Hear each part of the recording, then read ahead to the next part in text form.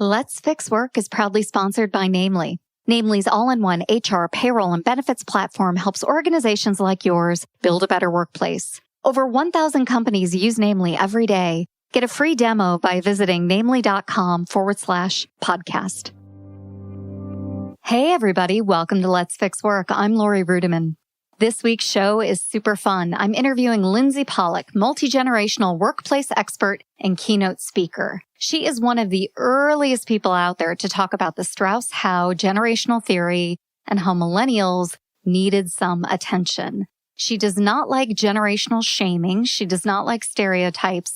And she's here today to talk about how 5 generations are working in the workforce right now and how we can take the best from all of them and learn from one another and actually have some fun in the world of work. So if you like 2 Gen Xers being a little nostalgic and talking about work, you're going to love this show. Sit tight and I'll be right back with more Lindsey Pollak and Let's Fix Work.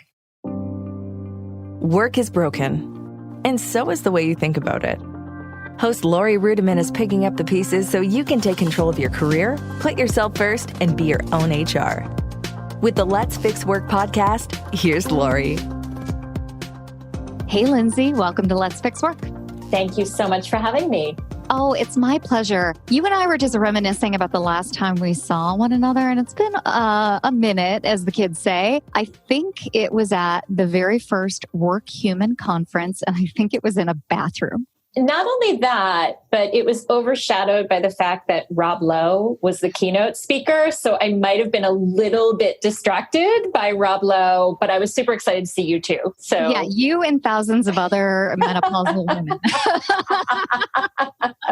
That was pretty fun. That was a great event. Well, I'm so excited to have you as a guest. We're friends. I'm a fan. So this is just really an honor and a pleasure for me to have you on my podcast. I know you're an author of many esteemed books, but I wonder, what inspired you to write the new book, The Remix? So I started my career 20 years ago as a college campus speaker. And so my first 2 books were for that audience. Getting from college to career was for students to get their first job. Becoming the boss was about advancing beyond that. And what started to happen, as it does, is those millennials and college kids got older.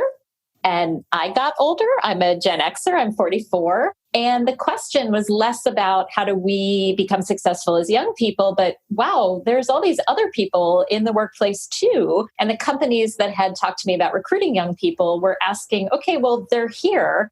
And the oldest millennials are 37. So I started to see this shift in the questions I was getting, which were more about, okay, my boss is 30 years younger than I am, or my boss is 20 years older than I am. I have a team of people 50 years apart in age. So what started to happen was the young people coming in was still interesting, but I started to pay attention to the older people continuing to work into their 60s, 70s, 80s. And that multi-generational mix is what sparked the idea for the book.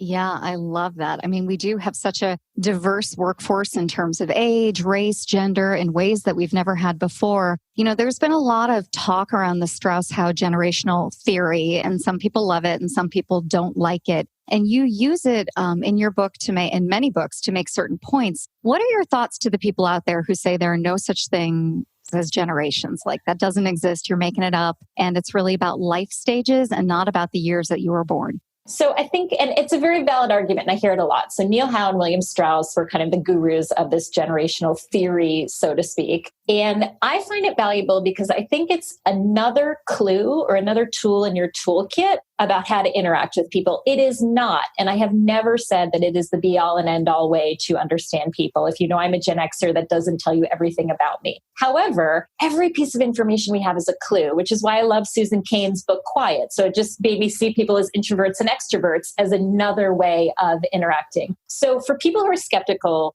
the way I describe generations is that the times in which you are born and come of age are essentially a different cultural life experience from other eras. So if you're born into the US in the 1940s, it is almost a different country from being born in the US in the 1990s. So just as I am a human and someone from France is a human, I would agree or argue that we have cultural differences that are notable and might be important to understand if we work together. So your expectations and your life experiences are different based on when you were born. We are all human beings. We are more alike than we are different. And there are some differences in the times that we're born that I think are helpful to understand. Yeah, you find it helpful, and thousands of people also find it helpful. Your books sell well. You are a noted speaker. And I wonder, why is the time right for this book? Why now? Why did you feel like it was the moment for the remix? The reason it is the moment for the remix is for the first time in history, we have 5 generations in the workplace together. So the traditionalists, which is the World War II greatest generation, are continuing to work mostly because of the recession. We have more Americans in the workplace, over 85 than ever before in history. Over 200,000 people over 85, think the Ruth Bader Ginsburg, Warren Buffett era, are still working. The boomers are not retiring at traditional retirement age. They're working well into their 60s and now their 70s. Xers like me are kind of in our prime earning years. Millennials are the largest generation in the workplace and are getting a late start because of the recession, so are likely to work a long time. And now Gen Z, born 1997 and later, according to Howe and Strauss and the Pew Research Center, are just coming in. So when I started in the workplace in the 90s, there were 3 generations at work, and that was complicated enough. Now there are 5, and that just started 2 years ago that 5th generation of Gen Zs came in. Yeah, super confusing time, because not only do you need to manage yourself, which is the primary way I think that many of us could fix work if we wanted to, but we also have to manage the expectations of other people, understand the culture and the norms from where other people come from. And you're right, there are more people on this planet than ever before. When I, like you, went to work in the workforce in the late 90s, I looked around and there weren't a lot of people my age, because there weren't a lot of people my age anyway as part of that cohort. And then that has changed over the past 20 years. So the rules of work are definitely changing. And in your book, you share some rules for remixers. Give me the top 3 that people might find surprising. So my first rule for remixers is stop shaming by generation. And that means shaming millennials. I did a TEDx talk on stop shaming millennials. We have criticized them and made fun of them, but we've been doing this forever. I mean, people made fun of Gen Xers like us as slackers. This is not new. But the things we say about millennials, we would never say about other groups. Lazy, entitled. What do we? Yeah, so lazy, entitled. Narcissistic, don't have a work ethic. What if you said that about women? We would never allow it. But when we say it about millennials, we all go, these young people today, right? Then the other piece of that, though, is don't make fun of yourself for your age. Oh, I'm such a Luddite. Oh, I'm old enough to be your grandmother. I mean, we all kind of talk about age in this way where we're constantly criticizing as opposed to seeing it as an asset. So the first rule is to just stop making fun of age and see it as an element of diversity. That's number 1. Another rule that I love on rules for remixers is remember that common sense is not so common.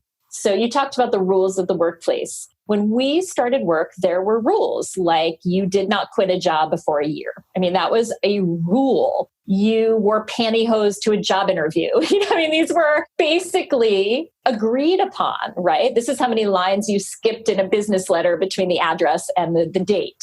Well, all of that has kind of gone away.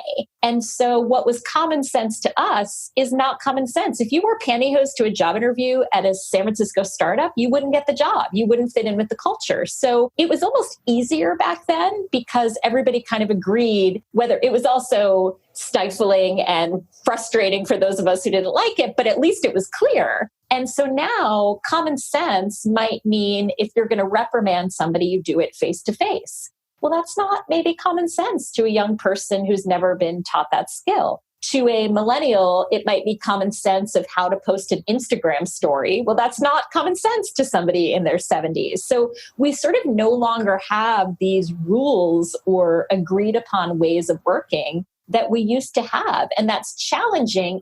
And I think it's also freeing, but you have to acknowledge it in the workplace. Yeah, that's really fascinating. It makes me think about all the biases and assumptions and also the power structures that we have that are baked in to common sense. And with the workforce being so diverse, people being so different than they were, or people just being themselves more regularly at work, common sense is oppressive. Common sense makes assumptions and common sense is often wrong. Well, I wonder if you could talk a little bit about your book, because it talks a lot about how the generations actually want the same things. For example, everyone, well, I mean, you believe everyone craves work-life integration. I think I would have more life than I would work if I had my druthers. But I wonder how companies can continue to figure out what works well for all of their workers and stop making assumptions, stop relying on the old-timey common sense that you just described. Hi, this is Stacey Harris. And this is Terry Zipper, and we're the host of the two podcasts under the HR Huddle. On Spilling the Tea on HR Tech, we uncover the latest trends, truths, and challenges from Sapient Insight Group's groundbreaking research and our analyst insights, serving up everything you need to know about HR tech with no sugarcoating. And on HR We Have a Problem, we tackle the toughest workplace challenges head on, offering you expert advice and actionable solutions to help HR leaders thrive in today's fast-changing world. Whether you want the scoop on tech or tools to solve people problems, we've got you covered. Take a listen and subscribe. If you want to become part of our community, we'd love to see you. So another rule that I talk about is one size fits none, which is I think a lot of my clients or people come to my speeches sort of ask this question, well, what's the one solution of, let's say, a workspace, right? Some people want corner offices, some people want open space. What's the one solution? And the answer is there isn't one. There are multiple options. And so I think that being flexible and serving all the generations or all personality types or all job functions is not that we find some master solution that fits every single person's needs, but you simply offer more options. So for example, if you're holding a conference and some people love to go and schmooze and network and listen to workshops, that's great. Also videotape it for the people who'd rather watch it on their couch, audio tape it for the people who want to listen in their car or while they're jogging. You know, it's the same nugget of information or content or experience, but you're making it accessible in different ways. So 9 to 5 was very oppressive for a lot of people. That doesn't mean that 10 to 4 solves the problem. That means that giving people different options is valuable. And I want to explain the title of the book because I think it's helpful in thinking about it. So it's based on a remix song. And everyone knows a remix song is when you take a classic and you mix in modern elements. But you're not saying the classic is wrong or bad or that people shouldn't like the classic. And you're not saying the new is better and should replace the classic. It's the combination. And I interviewed a bunch of DJs about remixes because I was not particularly knowledgeable about music.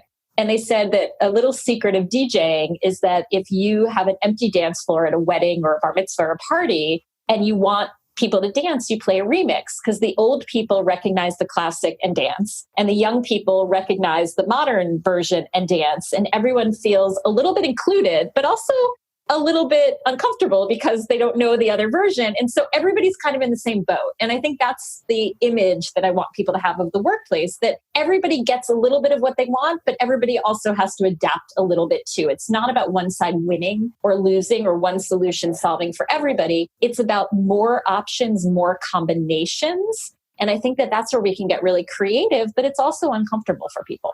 Yeah, I love the creativity and the thought process behind all of this. And it makes me think how people at work tend to see a trend and then overcorrect for it, right? And so the new trend in the workforce is personalization. Everything has to be personalized to you. You have to walk in, you have to have a feed that's directly related to your experience all day long. I don't know, everything just has to be about you. And I think one of the things that we miss are these nuances at work and these experiences to help people be a little bit uncomfortable, like that's okay, and to teach them, to help them learn and to grow along the way. I wonder what you're seeing as some of the trends in the workplace right now. Like I see personalization as being the thing that you're going to hear about at conferences for the next 12 months. What are you hearing and what are you seeing?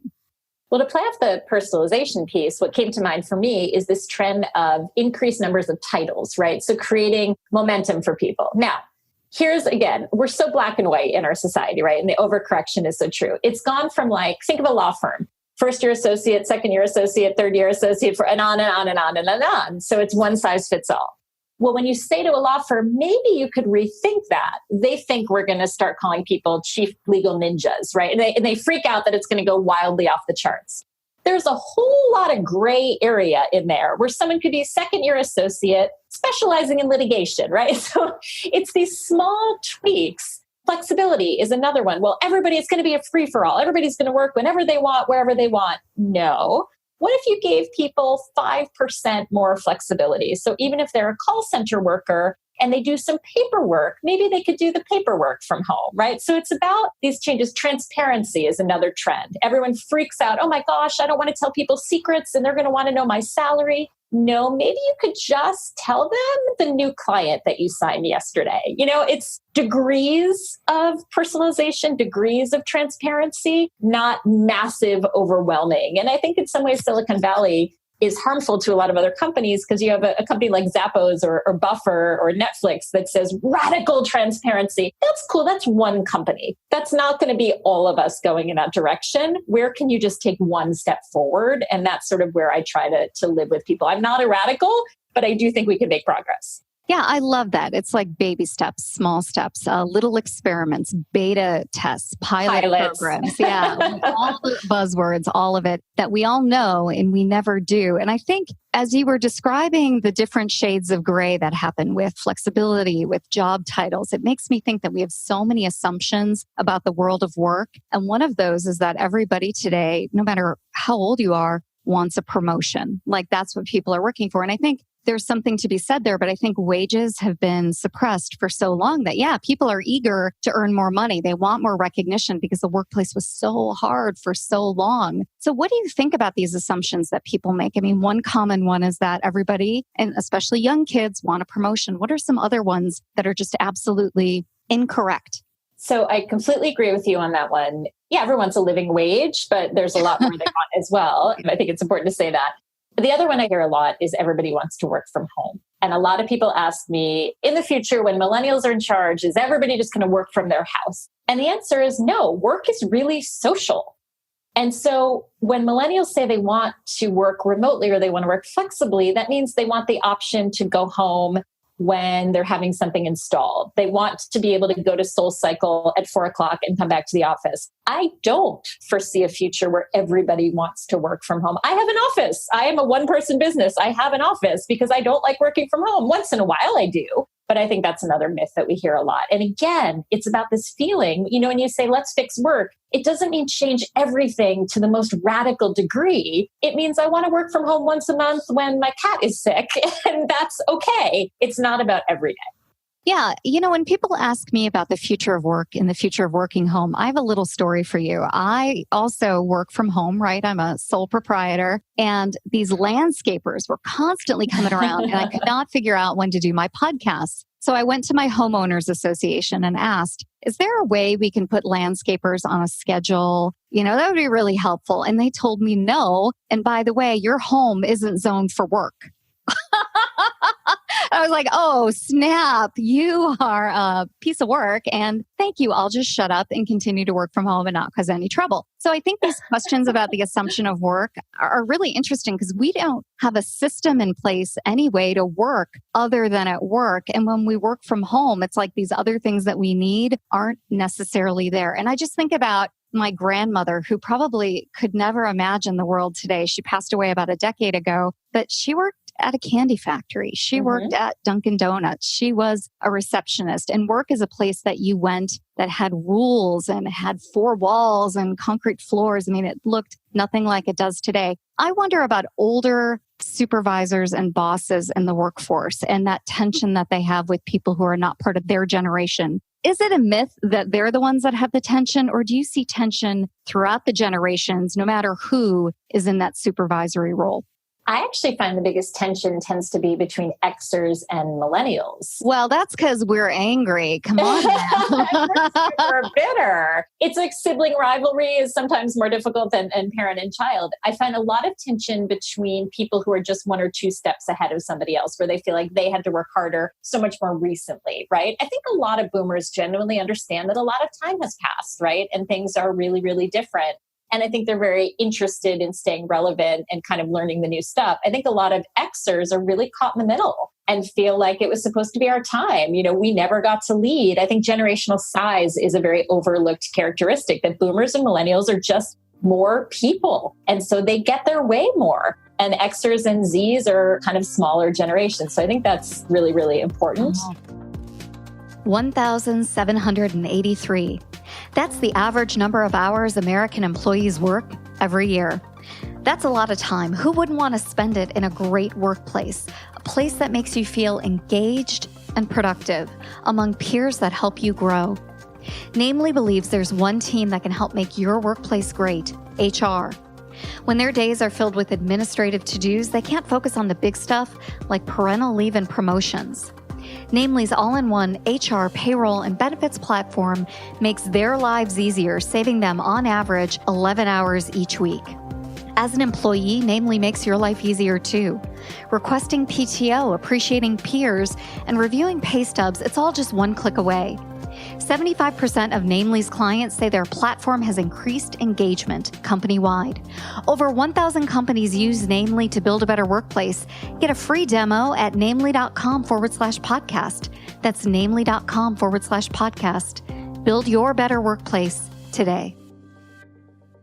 It's just demographics, and I think we need to acknowledge it, but I think it goes in all directions. And I also want to say there are also plenty of people who have tons of multi-generational relationships. I have so many young people who say, I didn't even notice my colleagues were older. We just get along, or we have similar personalities. I don't want to create problems where there aren't any. But when there is tension, often it's because we have these expectations of how things should be, and we're not willing to look at how another generation might see things. So empathy is just so important. And I also, just to go off on a little tangent, there's some things that have been lost. And I think that's really important. And the example I use in the book, I had a lawyer friend who said when she was starting out, she had to fax contracts, hundreds and hundreds of pages of contracts. And if you remember old fax machines, some of your listeners don't remember, but you'd have to sort of put this paper through and it would go like, I mean, it was incredibly slow and every page beeped. So she's standing at the fax machine for literally hours, which sounds horrible, right? And everyone would say, well, it's progress. Now you attach a PDF by email. But what she said was, I'd stand there in the middle of my law firm and I would hear people's conversations. So I was listening to people negotiate on the phone. I was listening to other lawyers talk to clients. I was standing there for so long that some senior partner would come over and chit chat with me and we'd build a relationship.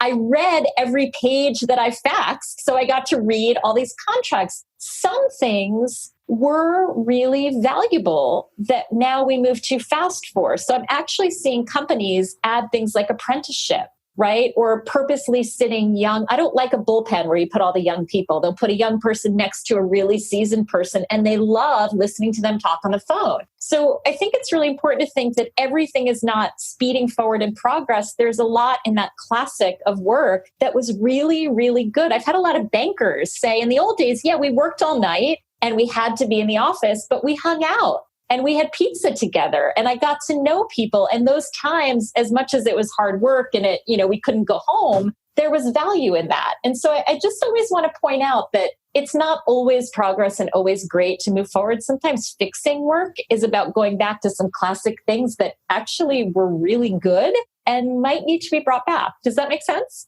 It does. It's really well stated. One of the things that I find missing from work, almost ironically, because it's so trendy right now, is the sense of community. We used to go to work and find community because our families were all messed up. And, we had all of these unifying experiences outside of the workforce, and we would bring it into the workforce and share and learn and grow. And I think some of that has just degraded, which is interesting to me because in this era where everybody is shoved into open office seating, almost like we're receding into ourselves. These are gross generalizations. I understand that. But when I hear from clients that I work with all the time, I don't feel like I connect with anybody at work. Work is supposed to be my family and it's not. There's this disappointing experience that I hear more and more of. And maybe it's because I'm older. Maybe it's because I'm coaching, but it seems more common to me. What do you think about that? Hi, I'm George LaRocque, and I'm looking forward to exploring the critical trends shaping the future of work and technology with you over on the Work Tech podcast.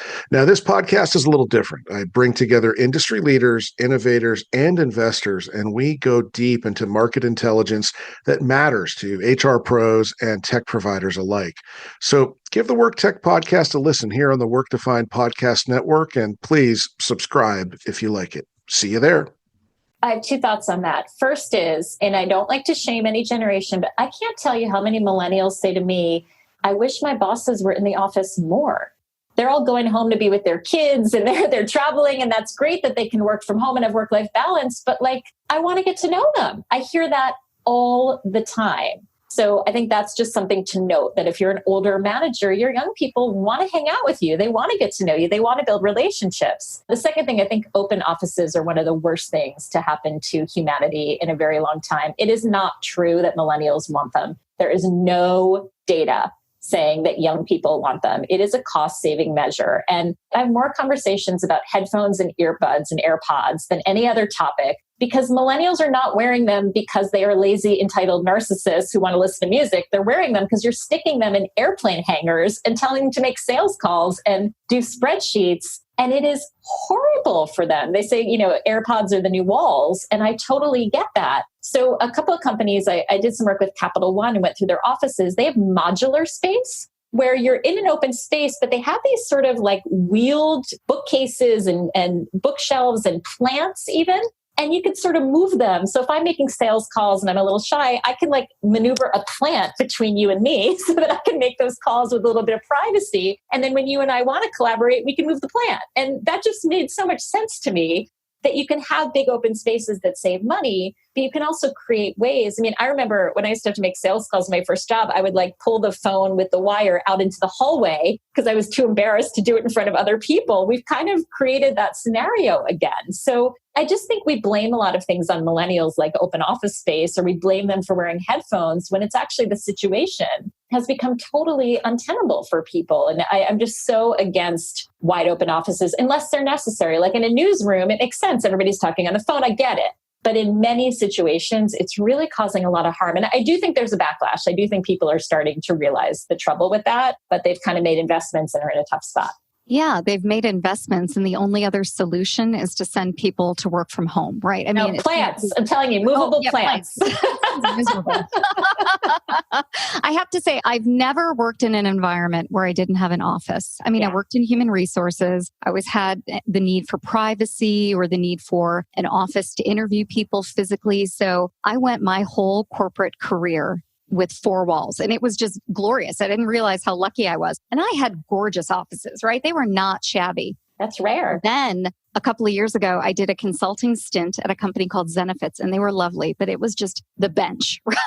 Yeah. Everybody was on the bench. The CEO was on the bench. Everybody just had a workspace. And I have never struggled to hear as much as I've struggled to hear in my whole entire life. And I felt aged. I mean, you talk about shame and blame of generations. I felt like, what is wrong with me? I cannot work in this environment. So I can't imagine women my age who are out of the workforce returning to the workforce and seeing what's become of it. I've had these conversations with girlfriends. They're like, holy crap, I'm not sure I can do it. Thoughts on that?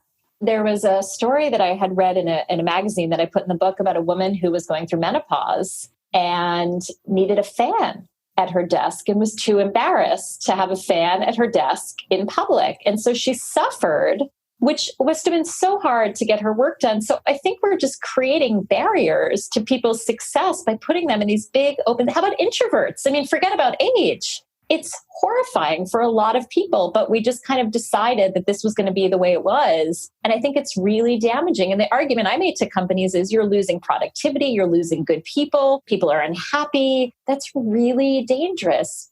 Okay, so if you have a big open office space and you're listening to this and you're saying, but it's there, I can't fix it, I'm not the boss, I didn't design the space. Where can you like repurpose a utility closet as a phone booth? Where can you? Oh, they figured it out already. Anything, right? Anything. Yes. How can you take what people need, create a quiet space, create a collaborative space? Right. There was one company I worked with that took their conference room and they said from 12 to 1 every day, this is going to be the social lunch area. Because people wanted to hang out and they didn't want to have personal conversations out in their big open office space. So from 12 to 1, for 1 hour, they repurposed the conference room. Try to be creative. There's always something that you can do to make it a little better. So just try to make it not this cavernous, awful, humongous space. But you know what, again, my husband loves his open office. He had an office and he moved out of it because he wanted to hang out with everybody else. So some people love it.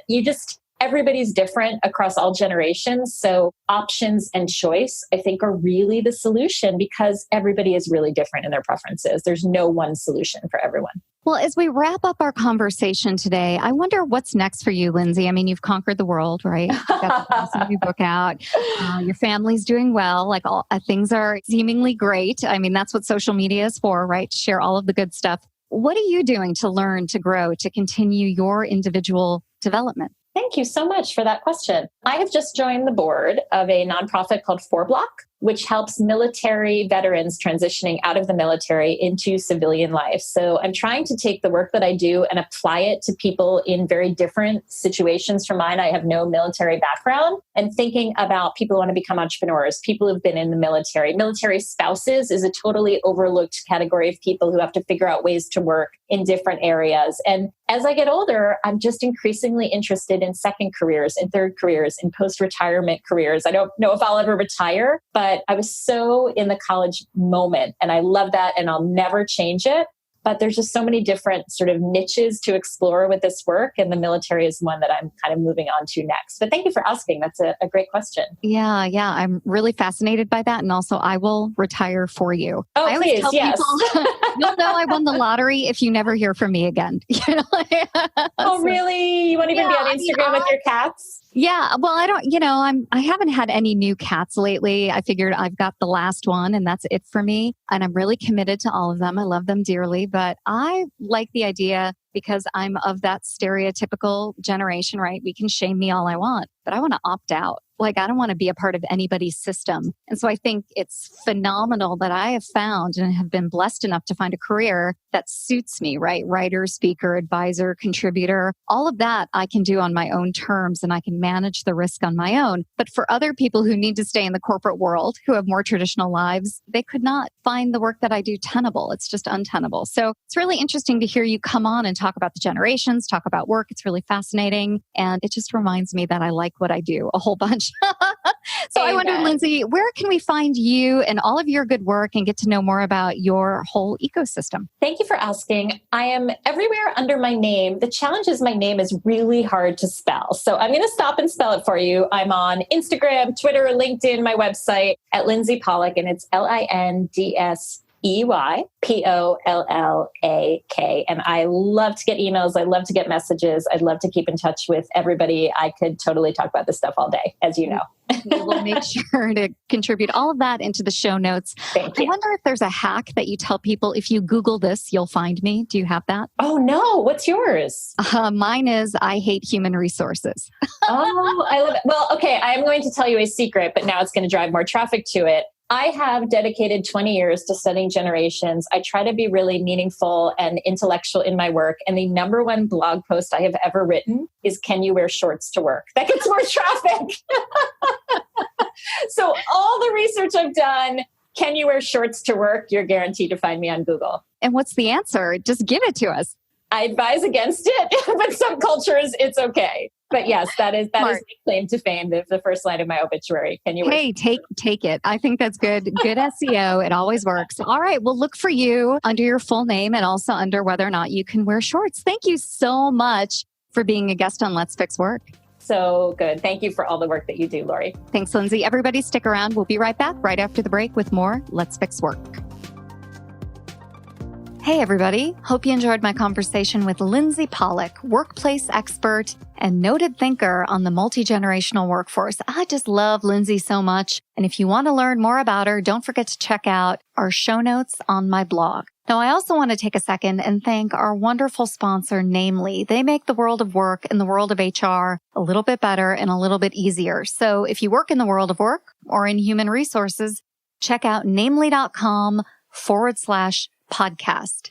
This episode of Let's Fix Work, as always, is produced by Danny Osment at Emerald City Productions. I know you're curious about podcasting because you keep emailing me, so make sure you check out Danny Osment and his short course on how to launch a podcast. Now, that's all for today, and I really hope you enjoyed it. We'll see you next time on Let's Fix Work. If you're ready to make a real change in your workplace, start today by number 1, subscribing to Let's Fix Work on the Apple Podcasts app or iTunes or Stitcher or Android or wherever you listen. Number 2, write a 5-star rating and review. And number 3, share it with a friend, colleague, or coworker who you think would enjoy our episodes. All executives need to be podcasting. Podcasts are the number one way for executives to create an authentic and trusting relationship with employees and potential customers. That's why my producer, Danny Osment, just did a 3-part series on why executives should be podcasting. Want to give your company a brand or a face? Want to connect with current or future employees? Are you interested in pivoting out of your current position and into a new career or personal brand? Well, if you're an executive who is podcast curious, head on over to DannyOsmond.com/executives and learn how a podcast builds credibility, how podcasting gives you a leg up against the competition, and how a podcast can power a speaking career and help you write a book. Don't worry about finding the time to listen. Each episode is less than 10 minutes, and Danny has put all 3 episodes in one place. Head on over to DannyOsmond.com/executives to listen and find more resources. That's DannyOsmond.com/executives.